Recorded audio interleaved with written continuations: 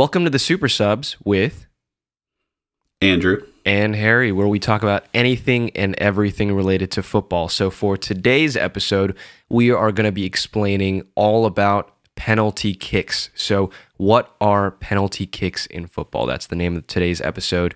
We're going to be explaining all about the history, what a penalty kick is, when it's given, and all the context around a penalty kick. But before we actually start our episode today, Andrew, what are you drinking? What's in your cup today? I've got in my chicken mug, if you're watching on YouTube, you can see this awesome mug with all these different up to the camera. types of all these types of painted chickens, but I've got a stress relief tea from Yogi. It is awesome. It's a lemon balm, elderberry, and ashwagandha tea. So it's got all those great soothing and adaptogenic qualities that make it good for your immune system. So, I've never heard of what, ashwagandha? Is that what you said? Ashwagandha? Ashwagandha, yeah. So don't quote me on it, but I think it's a traditional Ayurvedic medicinal root that's commonly used in Southeast Asia, and it's got good immunity qualities, immune boosting qualities. Very interesting. I'll have to give that one a check. Yeah. What do you have going right now? I have the age-old classic water. Obviously, this is the Cristiano Ronaldo approved Sue water. Rather than drinking any kind of Coca-Cola or Heineken or whatever he, waved away at the Euro. I think it was the Euros, the last Euros. He gave a press conference. If for the listener, if you don't know the reference, Cristiano Ronaldo, when he was giving a press conference at a recent football tournament, there was a sponsorship by, I think, a famous beer company. I don't remember which one. It might have been Heineken, it might have been Bud Light, something else. And the beer bottle was right in front of him during the press conference, facing the camera. Obviously, as the sponsor, you get the limelight for the label, right? He looked at the beer, and then he actually placed it off camera, and then he said, no, agua, pretty much. He pointed to water because he was referencing that beer isn't healthy for you, and he's a health freak. I mean, if you look at his abs, there's probably 10,000 of them. So I understand why he doesn't drink beer. But anyways, I'm following the CR7 method today. I'm drinking some water. There we go. Okay, so let's go ahead and start off our episode on penalty kicks.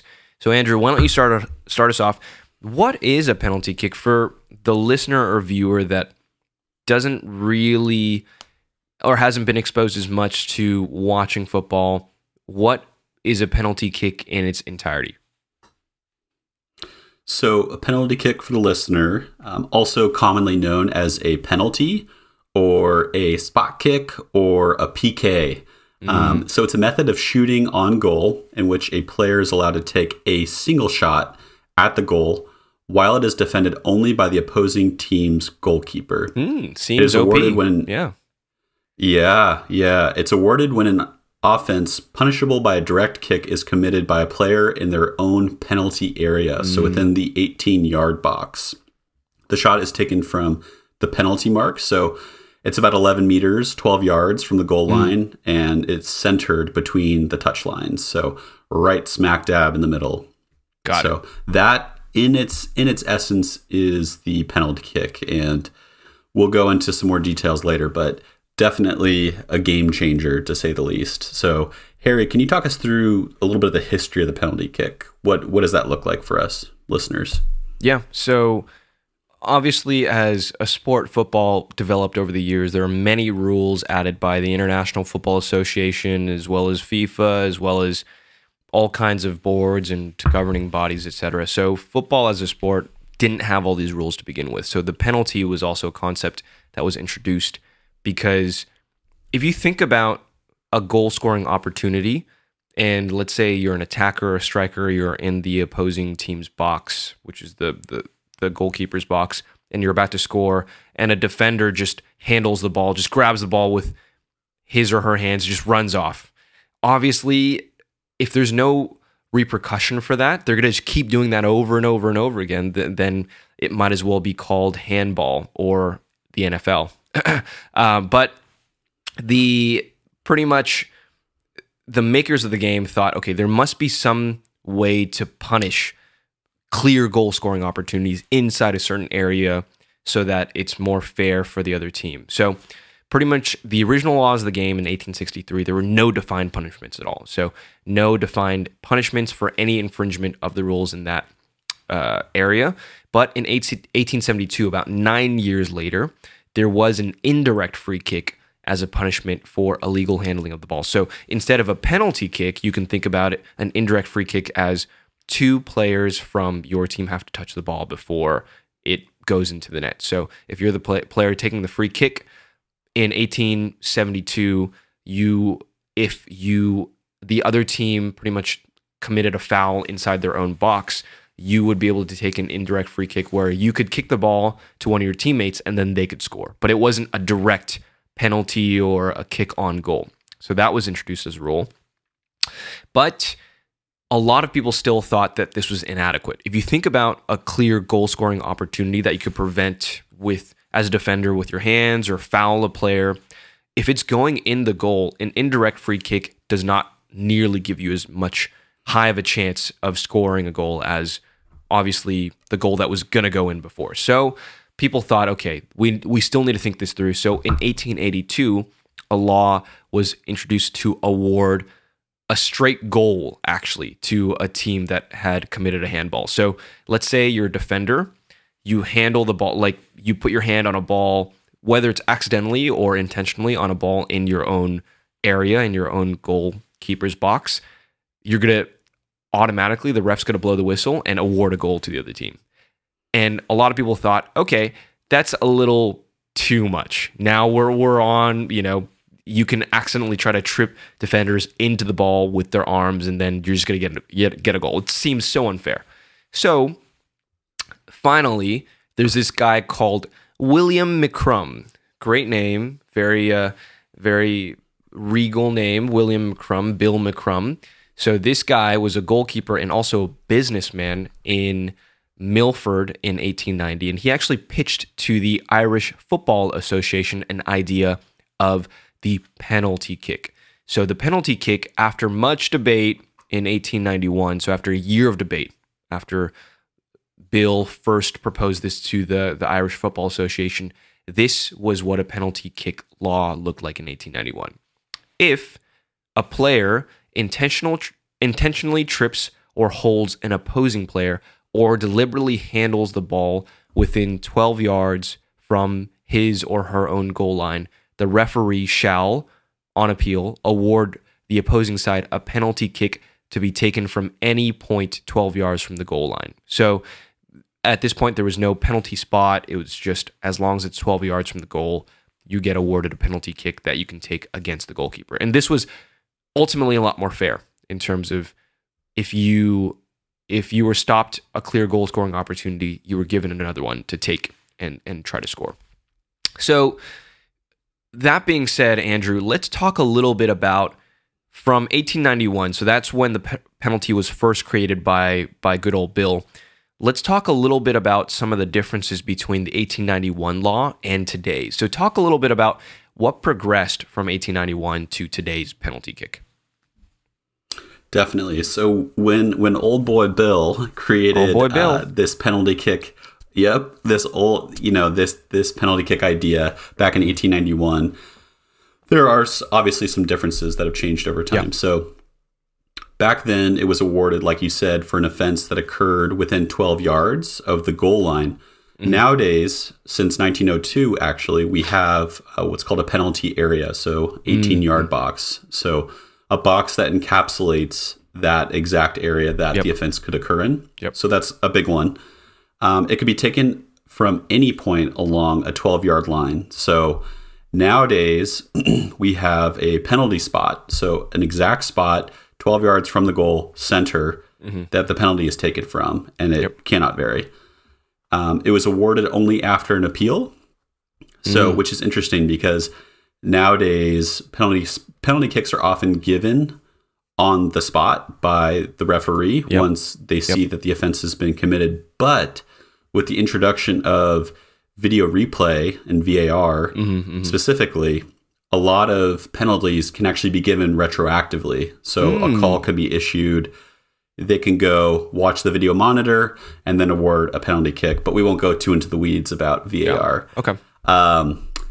So the ball could also be kicked in any direction as well back then. Now the ball has to go forward.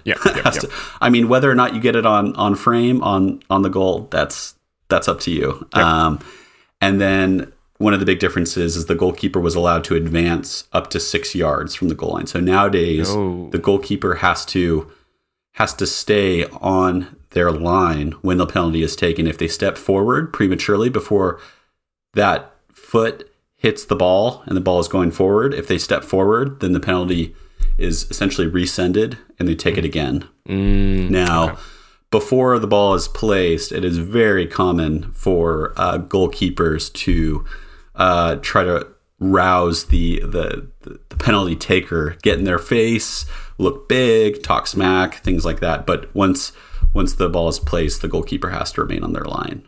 Yeah, so that's really interesting. And I think this talks a lot about how the rules were refined from 1891 to today. I think the one about goalkeepers staying on their line nowadays versus 6 yards, I think that's a huge one, because the closer a goalkeeper can get to you as a player, obviously the less chance you'll have of scoring it. They'll close down the area near you, but angles, exactly. Now that they're on the goal line, they have to stretch a little further. They have to dive this way and that way. So it's gotten a lot more interesting, and there's obviously a lot of drama with penalties. Andrew, talk a little bit about, so we've heard of the history of penalty kicks. Now tell us exactly when a penalty kick is used in a game. Let's hear about that. Yeah. So since 1891, there are primarily two big reasons why a penalty might be awarded. The first is a handball. This is for any defending player other than the goalkeeper. Goalkeeper can, of course, use their hands. But if they place their hand on the ball, and we talked about this in a previous episode as far as when penalties are given, is the arm in a natural position or an unnatural position? Exactly, Yeah, thinking about, if you're watching YouTube, Harry's gesturing, thinking about kind of the center of the body and your extremities. So anyways, if the ball is hitting your hand and you're preventing that ball from its natural trajectory, then you'll be awarded a penalty kick. And another one is a serious offense involving physical contact. So I'm a striker, I'm running, and a defender just mows me down in the box. Takes me out, doesn't even get the ball. That's when a penalty kick is given. Exactly. And then there's also a really exciting thing, which is the penalty shootout. So it's one of the three methods of breaking a draw or a tie that are approved by the laws of the game. So the others being extra time for two-legged ties, the away goals rule. But a shootout is usually used only after one or more of the other methods fail to produce a winner. So the method of breaking a draw for a specific match is determined beforehand by the governing organization, depending on the type of match in the tournament. But in most professional level competitions, 2 15-minute extra time periods are played. And if the score is tied after that, then they go to penalty shootouts. And we'll talk more about penalty shootouts in another episode, but it's one of the most exciting and heartbreaking ways for a game to end. It definitely it brings the drama for sure. Absolutely. Yeah. So Harry, we've talked a little bit about what penalties are, how they're given. Can you break down some stats for us regarding penalties? Yeah, 100%. So let's talk a little bit about the stats in terms of penalty kicks, because they are, of course, pretty different than when you try to take a shot in actual gameplay, varying from when you take a penalty. So penalties kicks are a lot more successful in terms of generating a goal scoring chance. So usually, and stats vary about this, but usually the success rate of scoring a goal from the penalty spot is between 70 to 84%. So there's a study during the 2005-06 season of the Premier League in England where out of the 78 penalty kicks that were given across the whole season, 57 resulted in a goal, which were about 70+% result in a goal. So you can see how successful a penalty kick can be. And it's very interesting. There's some other stats in terms of the German league. So studying the German Bundesliga for 16 years, a German professor found 76% of all those penalties went in. So you can think of penalties, definitely the success rate falling between 70 and 80-ish percent. And the most interesting thing, in my opinion, is 99% of the shots in the higher half of the goal actually were successful. If it was on target, obviously. So if you're aiming for a top corner, top left corner, top right corner, maybe if you get it right above the goalkeeper's head, etc., it usually almost always went in 99% of the time, which is insane. But obviously those shots are a lot harder to get right because you have to place it exactly there. If you place it on the ground, you could just whiz it on the ground. It can be guided by the grass. But if you're hitting in the air, it's a lot harder. So also, there are studies showing the chance of converting a penalty in certain areas of the goal, such as the top right, top left, middle of the goal, etc. So the highest chance and best chance of scoring actually comes from the middle section of the goal. So if you aim as a striker or a goal scorer in the middle of the goal, it bodes the highest chance as well as the bottom corners. The reason being, so the goalkeeper will, in the professional level, almost always guess a side. It's too quick. You can't read the body language unless you psych the opponent out and you know historically where they're going to go. Usually you're always going to guess, and you always want to be at full stretch. You want to cover as much of that side of the goal as possible. If you go down the middle, they usually always pick a side, and if you go down the middle, very successful. But some goalkeepers wait in the middle, and they know you're going to chip them or do some kind of fake shot, and they do that psychology. And we're going to talk about psychology in a different episode, and I think it's a very interesting aspect of the penalty kick. But also the bottom corners, because if you're a tall keeper and you're diving down, it's harder to get down than get up because your arm span is right here, but to fall, it takes a little bit more time. So that's also why it's more successful in the bottom corners.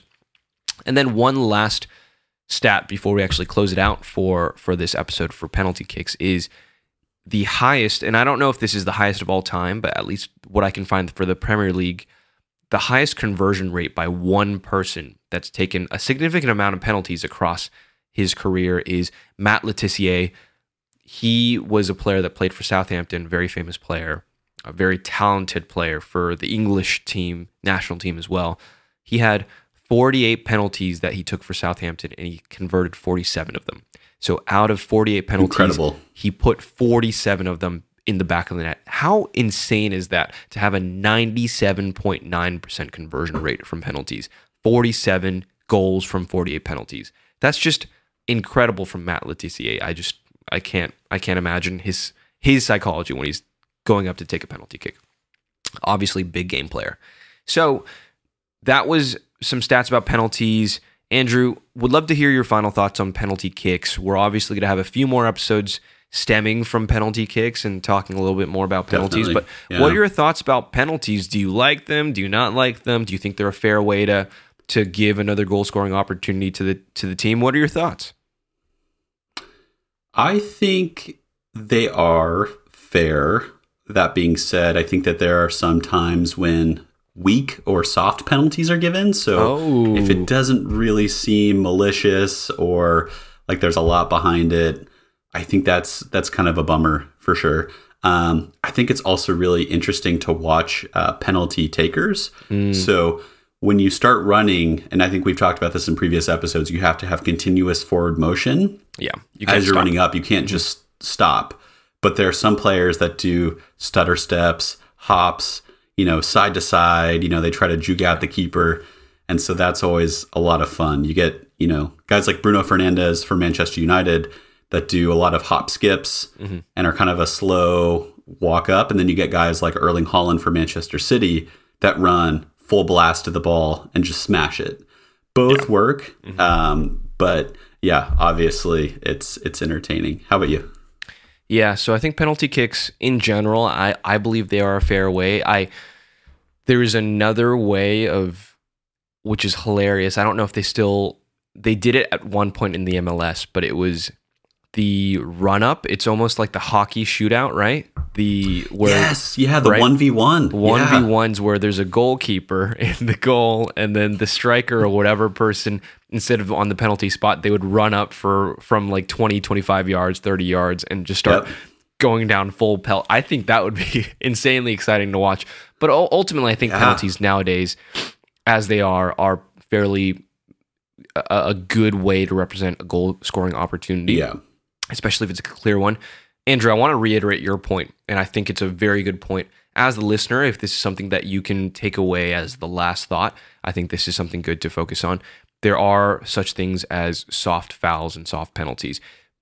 Ultimately, the rules of the game are the rules of the game, but it's up to the referees to interpret those rules. So the ref doesn't always have an objective view all the time. They apply their knowledge of the game on the situation at hand. So and we'll talk about this in another episode, diving, or some people know it as flopping in American sports, but diving to get a foul when maybe a foul has not been committed.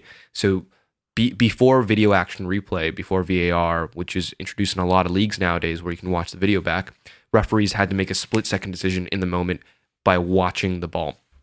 So if you were really good at this, you could fake a foul and you could fake a dive pretty much and simulate that a player has kicked your ankle or bodied you or done something, and then if it's inside the penalty area, you get a penalty. And I really think one thing, and this is again my opinion as a listener or a viewer, if you're listening to this, referees nowadays should absolutely have all the freedom and independence to be able to give these players that are simulating and diving yellow cards. I think it should definitely happen more. If they know, okay, this player is trying to fake something, just pull out the yellow card.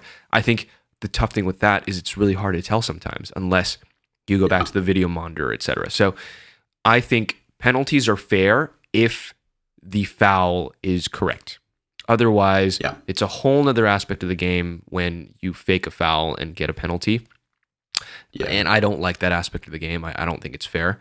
And we'll talk about that in a different episode. But penalty kicks, just to generalize, all in all, I think are a very fair way to represent goals, opportunities on goals, clear opportunities on goals. And I think they're very exciting as well. Very exciting to watch. And they can change the game on a dime. So that was today's episode of the Super Subs. We talked about penalty kicks in football. If you have any more questions that are specific about penalties, please write into Andrew and I. We are more than happy to field any questions on our Instagram. That's the Super Subs Pod, or the Super Subs Podcast, or the Super Subs Pod. And then we have a TikTok, we have an email, Twitter. All of those things can be found in the link in whatever platform you're listening or viewing on. So that was today's episode of the Super Subs with Andrew and Harry. Definitely don't miss our next episode. We're going to have some guests, hopefully, on the podcast talking about some various topics. And if there's any topics that you'd like to hear, please let us know and we will get that into the queue. But that was the Super Subs with Andrew and Harry subbing out for now. Catch you on the next one.